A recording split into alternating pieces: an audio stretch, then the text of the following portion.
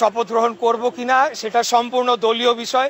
ইশরাক হোসেন বিএনপির তরুণ মুখ, আপোষহীন রাজনীতিক হিসেবে পরিচিত, কিন্তু সাম্প্রতিক একটি ফেসবুক পোস্টে জাতীয় নাগরিক পার্টির নেতা সার্জিস আলম তার রাজনৈতিক অবস্থান নিয়ে তীব্র প্রশ্ন তুলেছেন। কি বললেন সার্জিস? কেন বিতর্কে ইশরাক?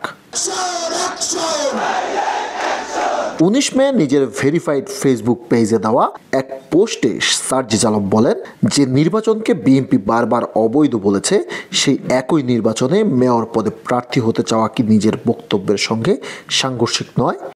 ইশরাক হোসেন বরাবরই বিএনপির এক আপোষহীন নেতা হিসেবে পরিচিত। তিনি প্রয়াত সাদেক হোসেন খোকার ছেলে, কিন্তু সাম্প্রতিক সময়ে তার মেয়র পদে আগ্রহ নতুন করে প্রশ্ন তুলেছে। এটা কি কৌশলগত সিদ্ধান্ত নাকি রাজনৈতিক আদর্শ থেকে সরে আসা? পোস্টে আরও অভিযোগ তোলা হয়, ইশরাকের অনুসারীরা এনসিপি উপদেষ্টা আসিফ মাহমুদকে ব্যক্তিগত আক্রমণ ও গালিগালাজ করেছেন। সার্জিস আলম স্পষ্ট ভাষায় বলেন এটি রাজনৈতিক শিষ্টাচার বহির্ভূত।